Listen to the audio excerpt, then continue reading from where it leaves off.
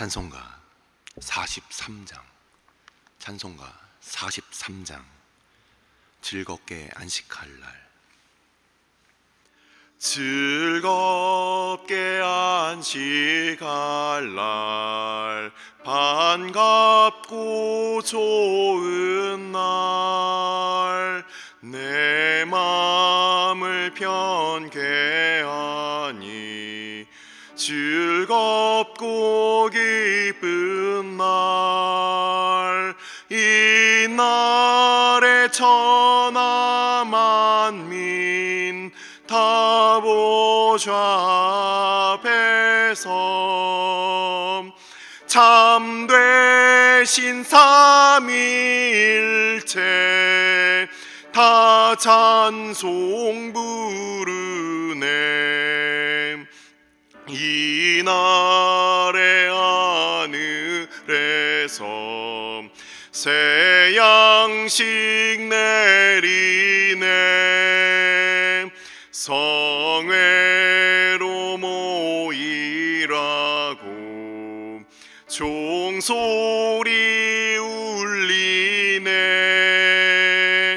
복음의 밝은 빛은 온 세상 비치며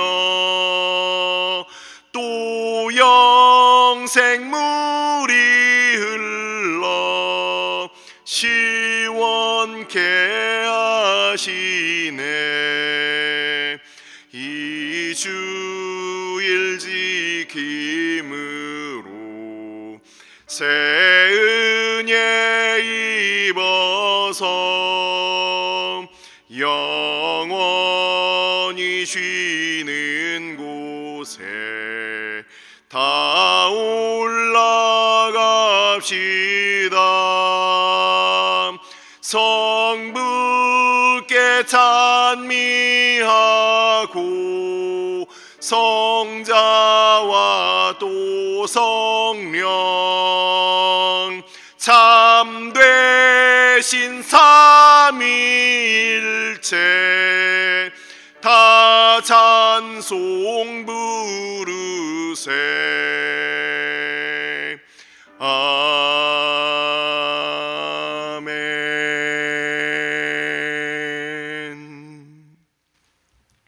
오늘의 말씀은 마태복음 14장, 마태복음 14장 말씀, 마태복음 14장 13절로부터 21절까지 말씀, 마태복음 14장 13절로부터 21절까지 말씀을 다 같이 한 목소리로 합독하도록 하겠습니다. 예수께서 들으시고 배를 타고 떠나사 따로 빈들에 가시니 무리가 듣고 여러 고을로부터 걸어서 따라간지라. 예수께서 나오사 큰 무리를 보시고 불쌍히 여기사 그 중에 있는 병자를 고쳐 주시니라. 저녁이 되매 제자들이 나와 이르되 이곳은 빈들이요 때도 이미 저물었으니 무리를 보내어 마을에 들어가 먹을 것을 사 먹게 하소서. 예수께서 이르시되 갈 것 없다. 너희가 먹을 것을 주라. 제자들이 이르되 여기 우리에게 있는 것은 떡 5개와 물고기 2마리 뿐이니이다. 이르시되 그것을 내게 가져오라 하시고 무리를 명하여 잔디 위에 앉히시고 떡 5개와 물고기 2마리를 가지사 하늘을 우러러 축사하시고 떡을 떼어 제자들에게 주시매 제자들이 무리에게 주니 다 배불리 먹고 남은 조각을 12바구니에 차게 거두었으며 먹은 사람은 여자와 어린이 외에 5,000명이나 되었더라. 아멘. 축복하고 기도한 후에 말씀 보도록 하겠습니다. 여호와는 내게 복을 주시고 너를 지키시기를 원하며 여호와는 그의 얼굴을 내게 비추사 은혜 베푸시기를 원하며 여호와는 그 얼굴을 내게로 향하여 드사 평강 주시기를 원하노라. 우리의 생명의 떡이 되신 주님, 주께서 사랑하는 아들을 이 땅 가운데 보내주시어서 우리로 그 살을 먹게 하여 주시고 그 피를 마시게 하여 주심을 감사를 드립니다. 이제는 우리가 주와 하나 된 언약 백성 되어서 주의 백성 되었사오니 아버지, 이것이 사람에게서 난 것도 아니고 오직 주님께서 우리를 택하셔서 우리를 부르시고 주의 자녀 삼으셨으니 주님 앞에 설 그날까지 주께서 오늘도 은혜 가운데 붙들어 주시고 우리의 발걸음을 오직 주께로만 인도하여 주옵소서. 아버지, 주님 앞에 나아갈 때마다 그 말씀을 사모합니다. 이 시간 성령 하나님께서 말씀의 주인 되어 주시어서 전하는 자와 듣는 자들 가운데 주께서 친히 역사하사 우리 주님께서 어떠한 분이신지, 주님께서 이 땅 가운데 어떠한 일을 행하셨는지 깨달아 알 수 있는 은혜를 베풀어 주옵소서. 이 모든 말씀 우리 주 예수 그리스도 이름으로 감사하며 기도드리옵나이다. 아멘. 오늘의 본문은 마태, 마가, 누가, 요한 이렇게 네 군데에 다 동일하게 나와 있는 그런 말씀입니다. 어떤 내용이냐면 예수님께서 5,000명을 먹이시는 5,000명을 광야 가운데 오병이어 사건이라고도 우리가 부르기도 하고 5,000명을 먹이시는 사건이 오늘 본문입니다. 오늘 본문을 보기 전에 잠깐 마태복음에 나와 있는 전문맥을 좀 살펴보고 그리고 지도와 지리에 대해서 잠깐 설명을 드린 다음에 오늘 본문을 우리가 살펴보도록 하겠습니다. 오늘 본문 바로 앞에 우리가 지난주 주일날 같이 보았던 그 씨 뿌리는 자의 비유를 우리가 같이 보았습니다. 마태복음 13장에 나와 있죠. 마태복음 13장은 우리가 지난 한 주 동안 같이 살펴보았듯이 총 8개의 천국 비유가 있었습니다. 그래서 씨 뿌리는 자의 비유부터 해서 그리고 천국의 제자된 서기관의 비유까지 해서 이렇게 총 8개의 비유가 그 13장에 등장을 합니다. 그리고 그 8개의 비유가 마친 후에 바로 14장의 전문맥을 보시면 예수님께서 고향에서 배척을 받으시는 사건을 우리가 보았습니다. 목요일 본문이었습니다. 예수님께서 고향에서 배척을 받으신 사건과 그리고 그 바로 다음 오늘 본문의 바로 전문맥을 보시면 1절부터 12절까지 말씀이 바로 이 세례 요한의 그 죽음에 대한 부분이 이제 나오게 됩니다. 왜 갑자기 오병이어 사건 전에 제가 이렇게 설명을 드리냐면 이 지역이라는 게 있습니다. 우리가 잘 알고 있듯이 갈릴리 호수가 이렇게 생겼습니다. 이렇게 위에는 살짝 넓고 중간이 이렇게 하면서 밑으로 이렇게 살짝 길어지는 이런 모양을 갖고 있는데 갈릴리 호수라는 이름을 가장 많이 알고 있을 거예요. 근데 그 갈릴리 호수라는 그 이름이 여러 이름으로 불리운다는 사실도 아마 아실 겁니다. 갈릴리 호수의 맨 위에 있는 곳이 바로 이 예수님께서 그 가버나움이라는 이 지역에서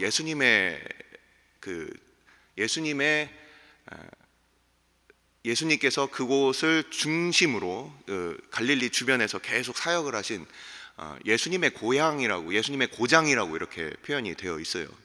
근데 이 나사렛이라는 지역은 예수님의 고향인데 갈릴리로부터 서쪽으로 이 내륙 쪽에 이렇게 들어가 있습니다.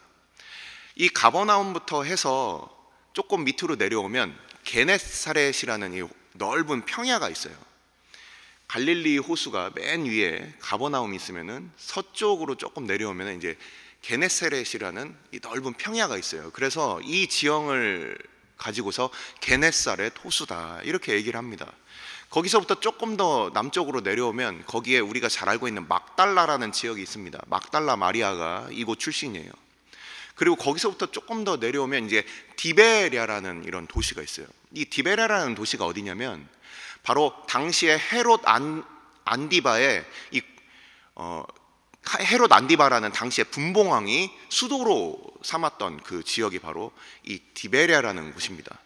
그래서 이 디베랴가 수도이기 때문에 디베랴 바다다, 또 이렇게 얘기를 해요. 들어보셨죠? 그래서 갈릴리 호수, 게네사렛 호수, 디베랴 바다, 이게 다 성경에 나오는 이런 표현입니다. 이 지역이 헤롯 안디바가 이제 그 다스리던 지역이에요. 그 예수님의 고향이었던 나사렛을 포함해서 이 디베랴라는 곳이 당시에 헤롯 왕의 그 수도였는데, 이곳에서 세례 요한이 아마도 목배임을 당했을 것이다, 우리가 이렇게 볼 수가 있는 거예요. 나사렛을 포함한 이 헤롯 왕의 그 지경에서 이 세례 요한이 죽임을 당하고 예수님이 고향에서 배척을 당하는 사건이 바로 오늘 본문에 있어서 전문맥이라는 겁니다. 예수님께서 이제 이 본문에서 마태복음 14장을 보시면 세례 요한이 이제 목뱀을 당하는 그 사건 이후에 세례 요한의 제자들이 예수님께 이 소식을 알리셨다라는 이 내용은 마태복음에만 나오는 이야기입니다. 오늘 본문 바로 앞에 부분에 이렇게 나와 있죠. 12절에 보면 요한의 제자들이 와서 시체를 가져다가 장사하고 가서 예수께 아뢰니라. 이 부분은 마태복음에만 나와 있는 부분입니다. 예수님께서 세례 요한의 이 죽음을 들으시고 그리고서 오늘 본문이 시작이 되는 거예요. 예수께서 들으시고 배를 타고 떠나사 무엇을 들으셨느냐? 세례 요한의 죽음을 들으셨다는 거예요. 마태복음에만 나오는 부분이에요.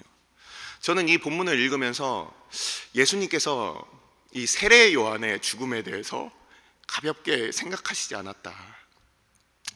실제 이제 마태복음 14장, 그리고 마가복음 6장, 그리고 누가복음 9장, 그리고 요한복음 6장에 이 5천 명을 먹이시는 사건이 이 네 개의 복음서에 다 등장을 합니다. 처음 말씀드린 바와 같이 예수님께서 5천 명을 먹이신 그 사건, 너무나도 중요해서 모든 복음서가 다 다루고 있는 그 사건이 있는데, 그 중에서 마태는 이 세례 요한의 죽음에 대해서 예수님께서 그 소식을 들으시고 배를 타고 떠나사 따로 빈들에 가셨다는 거예요.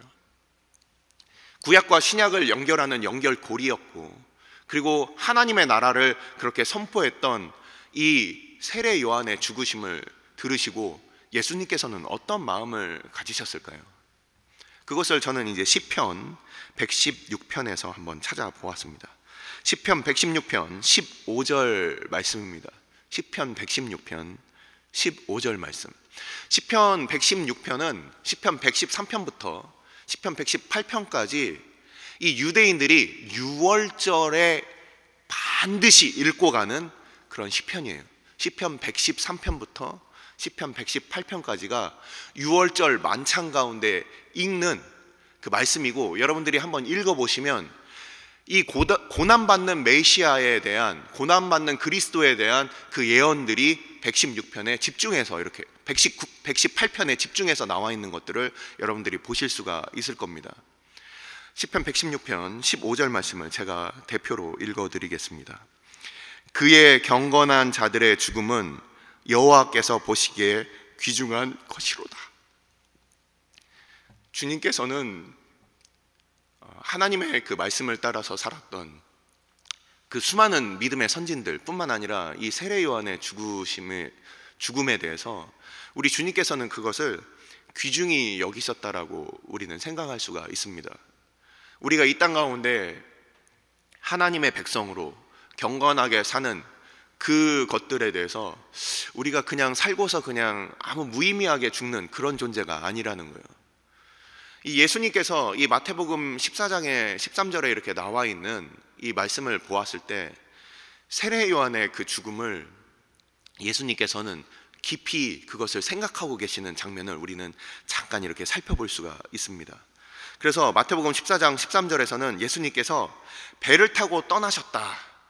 그 나사렛과 그 디베랴 지역을 이제 떠나서 요한복음 6장을 보시면 거기에 때와 장소가 정확하게 나와 있습니다. 제가 찾아서 읽어드리겠습니다. 요한복음 6장에 5천 명을 먹이신 사건의 그 배경이 정확하게 나와 있는데, 그 후에 예수께서 디베랴의 갈릴리 바다 건너편으로 가심에 큰 무리가 따르니 이는 병자들이 행하시는 표적을 보았음이로라.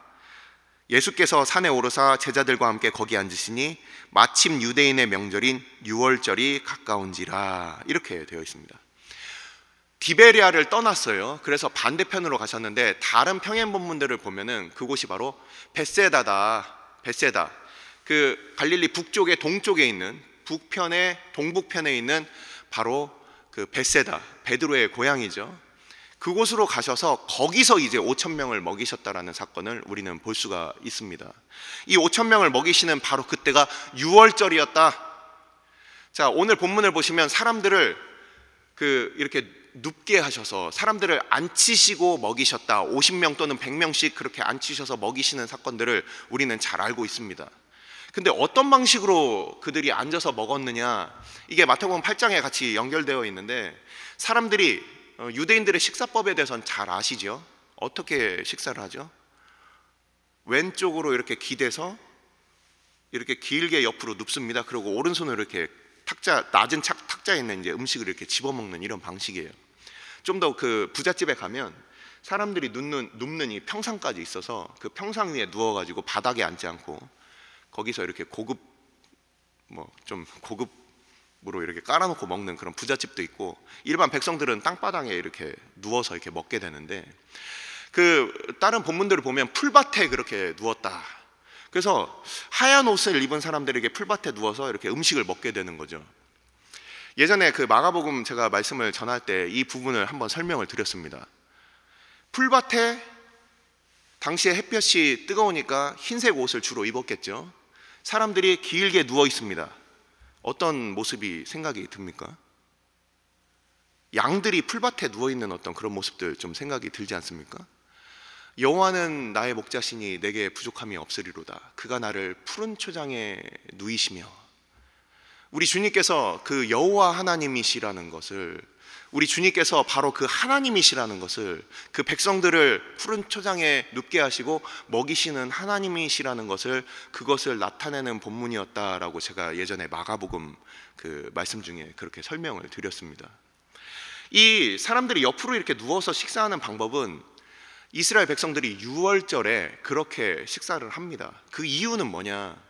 옆으로 누워서 유대인들이 식사하는 방식이 뭐 그냥 문화적으로 독특하다 이렇게 생각하시는 분들이 있는데, 거기에는 한 가지 그 숨겨진 뜻이 있습니다. 이 사람들이 유월절에 그렇게 옆으로 누워서 먹는 이유는, 애굽에서 종살이 할 때는 이렇게 누워서 먹지 못했어요. 이 누워서 먹는다라는 의미가, 이게 자유자만 그렇게 할 수 있는 거예요. 죄의 멍에를 메고 또는 이 땅에서 종살이를 하는 사람들은 종의 모습으로 그렇게 먹어요. 이렇게 구부리고 앉아가지고서. 근데 당시에 이스라엘뿐만 아니라 페르시아 귀족들도 그 에스더서를 보면 나옵니다. 이게 옆으로 이렇게 누워가지고 사람들이 이렇게 먹어요. 이게 로마 때까지도 이어졌어요. 옆으로 이렇게 누워서 이렇게 손으로 이렇게 집어먹는 방식은 이게 자유한 사람들만 먹는 거예요. 근데 이스라엘 백성들은 전부가 다 자유자이기 때문에 하나님으로부터, 애굽으로부터 그 구원을 받은 그 자유자들이기 때문에 전부 다 옆으로 누워서 그렇게 음식을 먹었다는 겁니다. 그때 출애굽 사건 이후부터 이 이스라엘 백성들의 식사하는 그 모습은 다 그래서 나는 자유합니다 하면서 이렇게 옆에서 누워서 먹은 거예요. 그래서 오늘 읽은 이 마태복음 14장의 이 본문에도 예수님께서 그 풀밭 가운데 사람들을 그렇게 옆으로 누이게 하시고서 먹이시는 장면이 이렇게 나오게 됩니다. 그래서 오늘 읽은 이 본문은 5천 명을 먹이시는 사건이 마태복음 14장에 등장을 하고, 그리고 마태복음 15장을 보시면 바로 다음 장에 4천 명을 먹이시는 장면이 나옵니다. 제가 수요예배 때 잠깐 말씀을 언급을 드렸는데, 이 5천 명을 먹이시는 사건은 아까 제가 말씀드렸죠? 장소가 어디였습니까? 벳세다. 벳세다는 유대인 지역입니다. 근데 15장으로 넘어가면 바로 두로와 시돈에 가서 수로보니게 여인을 만나시고, 그리고 데가볼리 지역으로 이렇게 삥 돌아서 오셔서 갈릴리 호숫가 이방인 지역에서 4천 명을 먹이시는 사건이 이제 등장을 하게 됩니다. 우리 주님께서는 유대인만의 주님이 아니라, 유대인만 먹이시는 주님이 아니라 온 이방인들까지도 먹이시는 주님이시다. 이것이 바로 14장과 15장에 등장하게 되는 거예요. 그래서 제가 마태복음 맨 처음 시간에 설명을 드렸습니다. 마태복음은 왕의 복음이다. 그리고 유대인을 위한 복음이다. 하지만 그곳에는 이방인을 위한 그 복음이 숨겨져 있다. 이것이 바로 복음서에, 물론 복음서에 우리가 동일하게 그렇게 찾아볼 수 있지만 이 마태복음에도 우리가 14장과 15장에 단순히 그냥 사람들을 많이 먹인 기적의 사건으로 보는 것이 아니라 바로 우리 주님이 누구시냐, 이것을 나타내는 그 사건이며, 또한 그 대상이 유대인뿐만 아니라 이방인들을 포함한다. 이것을 우리가 14장과 15장에 걸쳐서 우리가 보게 되는 것입니다. 자, 오늘 말씀을 우리가 한 구절만 찾아보고 마치도록 하겠습니다. 이미 이 가운데 있는 이 기적의 내용들은 우리가 이미 잘 알고 있습니다. 하지만 이 가운데서 우리가 좀 살펴볼 부분이 있습니다. 14절 부분에 있는 동사입니다. 14절을 한번 보시겠습니다. 예수께서 나오사 큰 무리를 보시고 불쌍히 여기사 그 중에 있는 병자를 고쳐주시니라. 아멘. 예수님의 사역의 동기가 무엇인가가 이 14절에 나와 있어요. 예수님께서 뭔가 기적을 막 보이고 싶으셔서, 뭔가 그런 조바심과 안달함이 있어서 내가 뭔가 큰 기적을 보여줘야만 사람들이 믿을까봐 그런 것이 아니에요. 요한복음 6장을 보셔도 사람들이 단순히 예수님을 자기들의 먹을 거를 주는 임금으로 삼으려고 했던 그 사람들을 배척하셨어요. 예수님께서 기적 자체가 예수님의 목적이 아니었다는 겁니다. 예수님께서 보여주신 그 기적의 동기가 있다라는 거예요. 그것이 무엇입니까? 이 14절에 나와 있습니다. 예수님께서 큰 무리를 보시고 불쌍히 여기셨다. 이게 바로 스플랑크 니조마이라는 동사입니다. 헬라어에서 나오는 스플랑크 니조마이, 이거는 제가 여러 번 말씀을 드렸어요. 이게 바로 돌아온 탕자를 바라봤던 그 아버지가 저를 불쌍히 여겼다라는 그 동사고, 이게 마태복음 9장에 나와 있는 목자 없는 양같이 유리하는 사람들을 바라봤던 그 예수님의 마음이 바로 이 스플랑크 니조마이고, 그리고 강도 만난 이웃을 바라봤던 이 사마리아 사람의 이 마음이 스플랑크 니조마이라는 이 동사를 사용합니다. 이게 고륙 친척 간에 아버지가 아들을 불쌍히 여기고 사랑하는 가족끼리 불쌍히 여기는 그 마음이에요. 그냥 단순히 길 가다가 거지들 보고서 아이 불쌍하네 그냥 이렇게 지나치는 그런 마음이 아니라고 그때 말씀을 드렸죠. 우리가 자녀들을 봤을 때 그 안타까운 마음, 그 사랑하는 마음, 그것이 예수님께서 이 백성들을 먹이시는 그 동인이 되었다는 겁니다. 많은 교회들이 여름 사역을 준비하고 있어요. 우리들도 마찬가지죠. 교회에서 많은 일들을 할 수가 있어요. 제자 훈련을 할 수도 있습니다. 그리고 선교, 여름 선교도 갈 수가 있고요. 그 여름에 얼마나 많은 사역들이 우리에게 있습니까? 교회에서 구제 사역도 할 수 있고요. 많은 일들을 우리가 할 수 있습니다. 하지만 이 예수님의 이 마음, 긍휼히 여기고 그들을 불쌍히 여기시는 이 마음, 고륙 친척 간에 느끼게 되는 이 사랑하는 마음, 이것이 동인이 되어서 이 모든 일들이 시작돼야 한다는 것이죠. 우리 주님께서 그 큰 무리를 보시고 그냥 오늘 한번 기적 베풀어 볼까? 이것이 아니라 그들을 불쌍히 여기는 그 마음으로 이 놀라운 기적이 일어났고, 이것은 훗날 축사하시고 이 동사를 보면 에우카리스티아라는 이 동사입니다. 수요 예배 때 나왔던 동사죠. 이게 영어로 the Eucharist라고 해서 이게 바로 성찬이라는 그 영어 단어가 여기서 나온 단어입니다. 예수님께서는 유월절 벳세다에서 보이신 이 기적을 통해서 예수님 당신이 유월절에 떡이 되고 유월절에 어린 양이 되는, 그래서 모든 사람들을 먹이시는 그것을 준비시켜 놓고 계시다는 거예요. 그것을 불쌍해서 단순히 떡을 기적으로 먹이시는 걸 넘어서 자기를 주시는 것까지 이것을 준비시켰다는 것입니다. 말씀을 마칩니다. 마태복음 14장에는 많은 비밀과 신비가 숨겨져 있어요. 이 예수님께서 단순히 그냥 5,000명 먹이셨다, 대단하다, 그래서 12광줄이나 남았대, 그런 기적을 보이시는 것이 아니라 세상을 위하여 자기의 몸을 주시는 생명의 떡이 되신 우리 주님, 요한복음 6장에서 그것을 밝히 말씀하고 계십니다. 바로 주님께서 이 땅 가운데 우리의 이제는 먹어서 다시 배고픈 그런 하늘에서 내려온 그 만나를 넘어서는 바로 영원히 우리에게 생명을 주시는 바로 예수님 자신을 준비시키시는 그 기적이 바로 이 마태복음 14장에 이 5,000명을 먹이시는 사건이었다. 이것을 통하여 우리는 예수님께서 그렇게 우리를 불쌍히 여기신 가운데 자신을 주셨다. 오늘날 우리도 우리의 여름 사역, 우리의 하나님 앞에서의 교회의 모든 사역들의 그 동기는 무엇이냐? 그냥 해야 되니까? 여름이 왔으니까? 아니면 그냥 남들이 하라고 하니까? 그런 것이 아니에요.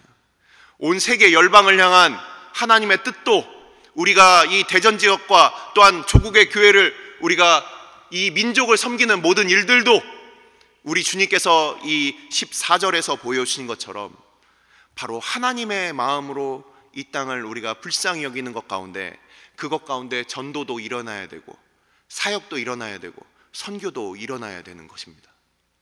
기도하시겠습니다.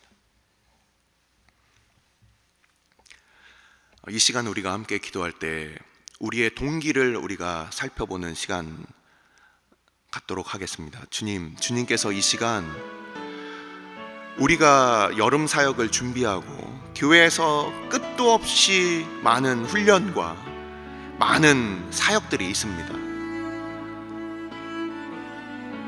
하지만 그 동기를 우리가 생각해 봅시다. 우리 주님께서는 5,000명을 먹이시는 이 사건의 그 시작이 바로 저들을 보고 불쌍히 여기셨다. 하늘 아버지께서 이 땅을 향하여 사랑하시고 불쌍히 여기신 바와 같이 돌아온 탕자를 향하여 그 아버지가 기다리는 마음 가운데 불쌍히 여겼던 것처럼, 목자 없는 양과 같은 이 세상을 바라보며 우리 주님께서 불쌍히 여기시고 고치신 것처럼 사랑하는 주의 몸된 교회도 우리가 그냥 일이 있으니까 하는 그런 교회가 아니라 우리 주님의 마음을 허락하여 주옵소서. 우리로 이 땅을 불쌍히 여기는 그 마음 주님께서 우리에게도 허락하여 주셔서 그 일들로 인하여 제주도 여름 단기 사역, 또한 우리가 주일학교 여름 캠프, 그리고 많은 그런 우리의 그 양육 훈련 프로그램들 뿐만 아니라 세계 선교도 주님께서 우리를 불쌍히 여기심과 같이 그 마음 우리 가운데 허락하여 주셔서 그 모든 일들 허락해 달라고, 우리의 모든 일들, 우리의 모든 동기와 목적이 우리 주님의 것 되게 해달라고 이 시간 함께 기도하도록 하겠습니다. 아버지께서 우리 가운데 은혜를 베풀어 주시고 아버지 우리로 주님의 길을 따르게 하여 주심을 감사를 드립니다. 오늘도 아버지 주의 말씀을 통하여 우리 주님께서 5,000명을 먹이신 그 사건을 우리가 돌아보았습니다. 우리가 이미 잘 알고 있고 우리가 너무나도 익숙히 알고 있는 본문이라 우리가 참으로 아버지 주님의 뜻을 우리가 쉽게 지나칠까 우리가 두렵사오나, 아버지 우리 주님께서 이 백성들을 향한 불쌍한 마음을 가지고 이 백성들을 먹이신 바를 아버지 우리가 보았사오니, 아버지 우리가 그 놀라운 기적 뒤에 숨겨져 있던 우리 주님의 동기와 그 이유를 깨달아 알게 하여 주셔서 아버지 사랑하는 주의 몸된 교회가 아버지 그저 사역이 우리에게 있으니까 하고 우리에게 그 시기가 도래했으니까 우리가 당연하고 우리가 기계적으로 그 일들을 감당하는 것이 아니라 우리 주님의 마음을 깨달아 알게 하여 주옵소서. 아버지 우리가 세상을 향한 하나님의 마음을 갖게 하여 주옵소서. 아버지 우리로 모든 영혼들을 불쌍히 여기는 마음을 허락하여 주시고, 아버지 세계 열방을 향하여, 아버지 이 민족과 이 나라를 향하여, 아버지 우리 이웃을 향한 우리 주님의 마음을 우리 가운데 허락하여 주셔서 우리가 그 일들을 감당함에 있어서 아버지 그 동기와 목적이 아버지 우리의 아버지 열심과 우리의 아버지 기계적인 이유가 아니라 오직 주님의 마음 되게 하여 주옵소서. 하나님의 마음을 깨달아 알게 하여 주옵소서. 그 마음을 가지고 섬기게 하여 주옵소서.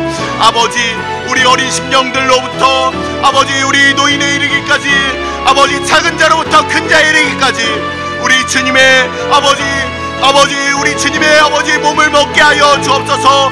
그 피를 마시게 하여 주옵소서. 그리하여 우리 주님과 하나가 되게 하여 주옵소서. 아버지 우리 주님의 살과 피를 먹는 자들 되게 하여 주시고 우리 주님과 연합하는 자들 되게 하여 주셔서 아버지 그저 놀고 끝나는 캠프가 아니라 주의 말씀을 먹는 주의 백성들 다 되게 하여 주옵소서. 주의 모든 백성들 주의 말씀으로 주를 먹는 주의 백성들 다 되게 하여 주옵소서. 오늘 주일은 특별히 오늘 주일 예배와 주일 사역을 위해 기도하는 날입니다. 이 시간 기도하실 때 오늘 예배가 하나님 기뻐하시며 하나님의 임재가 있는 예배가 되게 해달라고, 오늘 강단을 살려주시고 말씀 전하시는 목사님 위에 성령으로 기름 부어 달라고, 교회 모든 부서와 섬기시는 일꾼들이 먼저 큰 은혜 누리게 해달라고, 계속해서 담임 목사님을 위해 기도해 주시고 함께 동역하시는 장로님들과 교역자들이 사랑으로 하나 되어 온 교회가 성령으로 충만한 가운데 부흥의 역사를 이루게 해달라고, 주일 예배와 사역을 위해 합심으로 기도하신 후에 자유롭게 기도하시면 되겠습니다. 이 시간 기도하실 때 먼저 저를 따라해 주시기 바랍니다. 주여 은혜를 베풀어 주옵소서. 주여 은혜를 베풀어 주옵소서. 다 같이 합심으로 기도하시겠습니다.